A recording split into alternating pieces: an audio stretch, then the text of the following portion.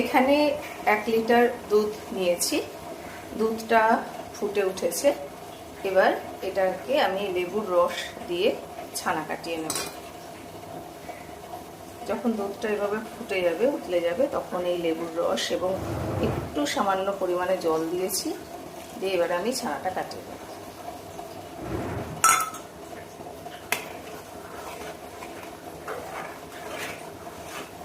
খুব সুন্দর ছানাটা কেটে গেছে।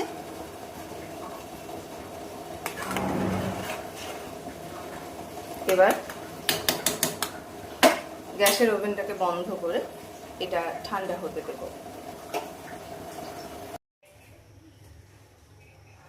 1 লিটার দুধ থেকে ছানা কাটিয়ে নেওয়ার পর এই ছানাটা দাঁড়িয়েছে।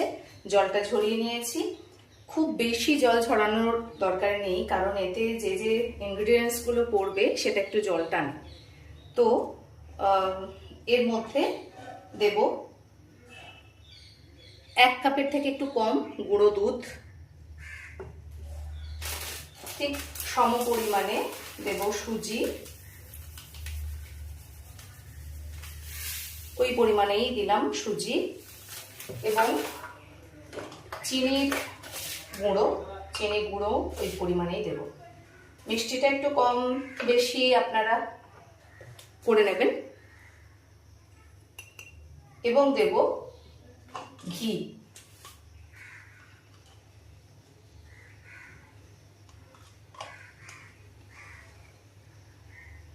2 চামচ মতো ঘি দিলাম। আর দেব একটু কাজু কিশমিশ কুচনো।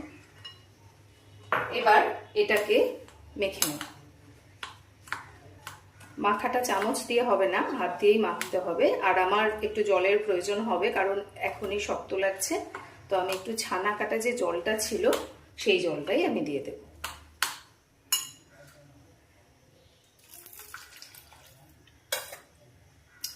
হাত দিয়েই মাখতে হবে, না হলে হবে না।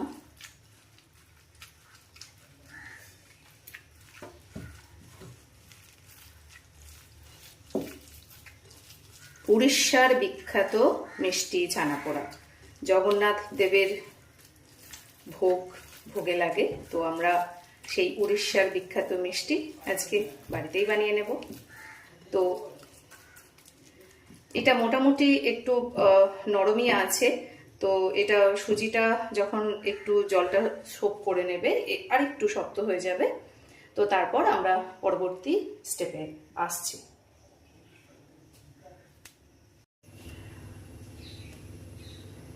এই মিশ্রণটা সেট হয়ে গেছে। ছানা, সুজি, গুঁড়ো দুধ, চিনি এবং ঘি দিয়েছিলাম, আর কাজু কিশমিশ দিয়েছিলাম। তো এই মিশ্রণটা সেট হয়ে গেছে। এবার এর মধ্যে আমি দেব একটু এলাচ গুঁড়ো ফ্লেভারের জন্য। এটা আমি প্রথমে দিইনি, কারণ পরেই ফ্লেভারটা ভালো লাগবে। তো এটাকে আমি আরো একবার মেখে নেব। যেহেতু এটা মিষ্টি, তো এটা আমার বেক করার সেইভাবে দরকার নেই, মানে অত কেকের মতো ফুলে উঠবে সেরকম করার কোনো প্রয়োজন নেই। সেই জন্য আমি এর মধ্যে কোনো বেকিং পাউডার দিইনি। তো এই যে কলা পাতা, তো কলা পাতাটা একদম টাটকা কলা পাতা। এটা এই যে কালো হয়ে গেছে, কারণ হচ্ছে আমি এটাকে একটু আগুনে সেঁকে নিয়েছি। আগুনে সেঁকে নিলে কলা পাতাটা যে ফেটে যাওয়ার ভয়টা আর থাকে না। এবং এর মধ্যে ঘি ব্রাশ করে নিয়েছি, এবং যে বাটিটাতে ছানাপোড়া করব সেই বাটিটার মধ্যে কলা পাতা, ওই সেঁকে নেওয়া কলা পাতাটা দিয়েছি এবং ঘি ব্রাশ করে দিয়েছি। এর মধ্যেই আমি মিশ্রণটা দিয়ে দেব।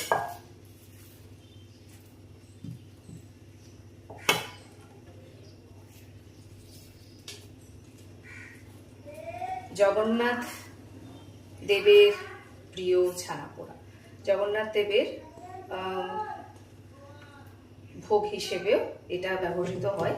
তো রথযাত্রা উপলক্ষে আমাদের এই ছানাপোড়াটা তৈরি করা। যেহেতু ছানাটা খুব বেশি পরিমাণে নেই, তাই আমি ছোট বাটি নিয়েছি এবং এটা আমি উপর থেকে ঢেকে দিচ্ছি।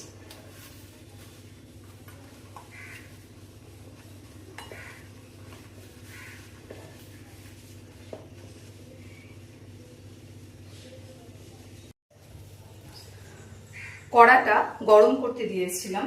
কড়ার মধ্যে আমি কিচ্ছু দিইনি, কোনো লবণ কোনো বালি কিচ্ছু দিইনি। তো কড়াটা গরম হয়ে গেছে। এবার আমি এর মধ্যে একটা প্লেট দিয়েছি, কোনো স্ট্যান্ড দিইনি, একটা প্লেট দিয়েছি এবং এই বাটিটাকে এখানে আমি দিয়ে দিচ্ছি এবং ঢেকে দিচ্ছি। ছানা পোড়াটা 1 ঘন্টা আগে বসিয়েছিলাম, একদম স্টিমে হচ্ছিল। তো 1 ঘন্টা পর আমার এটা হয়ে গেছে। এবার এটাকে আমি ঠান্ডা করে তারপর দেখিয়ে দেব অপর পিঠটা কেমন হয়েছে। আমাদের ছানা পোড়া রেডি। কি সুন্দর দেখতে হয়েছে, এত সুন্দর একটা সুগন্ধ আসছে। তো জগন্নাথ দেবের জন্য ছানা পোড়া তৈরি হয়ে গেছে। খুব সহজ উপায়ে, সময় একটু বেশি লাগে যেহেতু স্টিমে করতে হয়, 1 ঘন্টা মতো লেগেছে। আমি আজকে প্রথম করলাম, তো আমি জানি না আমারটার কীরকম টেস্ট হয়েছে, আমার ছানা পোড়াটা। তো আপনারা করুন, করে খেয়ে জানাবেন। আর জগন্নাথ দেবকে নিবেদন করে তারপরে আমরা খাবো, আমরাও দেখবো কেমন খেতে হলো। তো একটু কেটে দেখিয়ে দিই।